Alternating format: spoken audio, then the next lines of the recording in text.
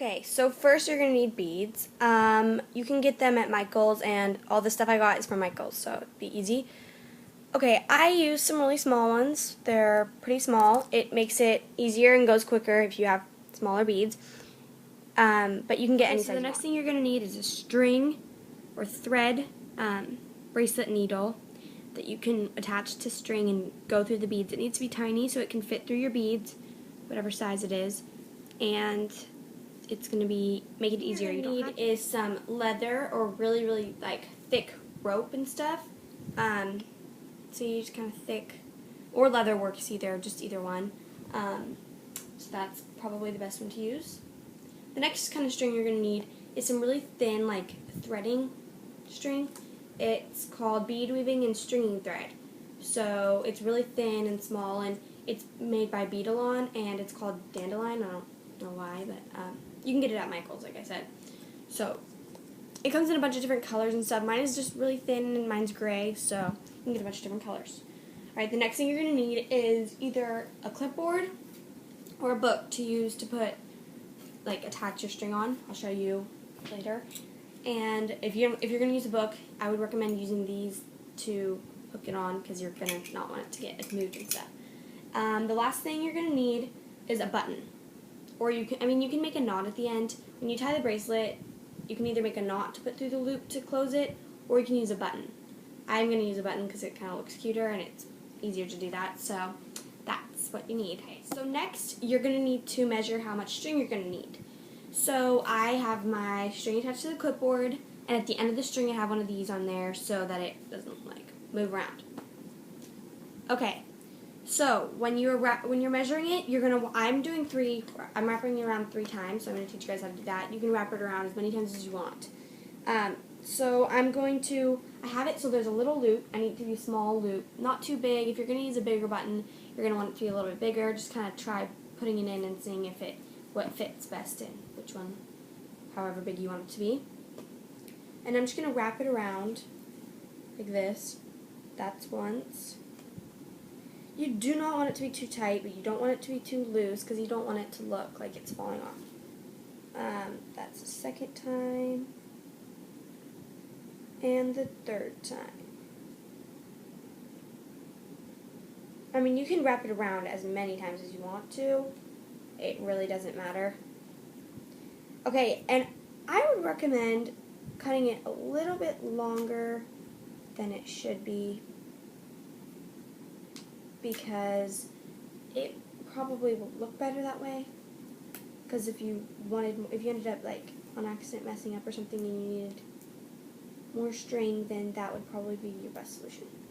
So when you're cutting the thin string, you're going to want to cut it probably twice as big as the leather. Twice as long, sorry.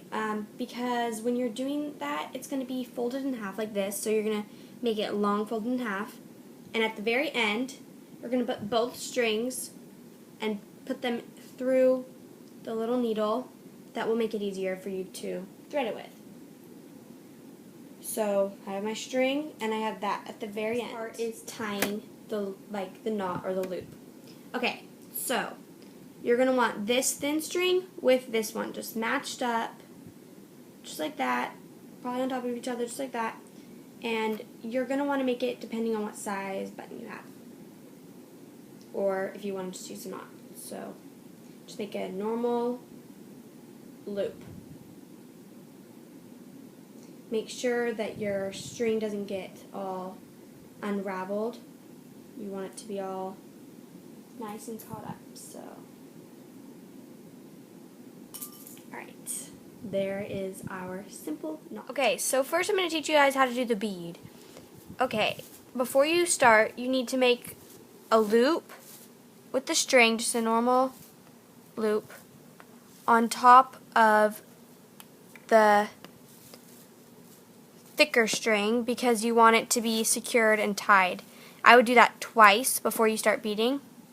So just make a circle with the string, just put it through the loop, and pull to the very end. Okay, next you're going to take your bead, like that, and you're going to put it in the needle and bring it all the way down, just so like that. Next, you're going to take the needle, and you should be kind of holding the string down for the first couple times.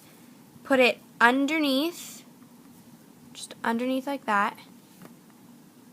Pull it through, just to kind of tighten it. Okay, then you're going to take the needle and put it through the hole inside the bead. I can find it. Just going to put it through. Once again, pull. And then after you do that, that's all you have to do, but after you do that every time, you need to take the needle and go underneath right after you do a bead. Every bead you do. So then it will make it so you can do on the next one, because you want the string to be underneath, not over top. Okay, I'll show you how to do another bead. Once again, you just put it through the needle, pull it all the way down, hold the string, go underneath the thicker string, pull that over there, put it through the bead, pull the bead, and remember, go underneath, pull, and just that's what you do. You just continue doing that. Okay, so once you're done with the whole entire bracelet and beading all that, you're going to need, if you want to attach a button, this is how you're going to do it. You're going to use the remaining string you have, and it's going to be, make sure you have a lot and make it really tight. You're going to go up like this and just through the next button or hole. So you're going to go up one hole. It doesn't matter which one you use. You can use either one. And then it'll just tighten it, and you want to do that really tight and do it over and over again until you're done with your string, and the back will look like that. It'll be wrapped around the string, and it'll be, you make sure it's really tight so it doesn't fall off. And that is the bracelet. Okay, now I'm going to show you how to put on the bracelet. You're going to wrap it around however many times you have it. So I did 3.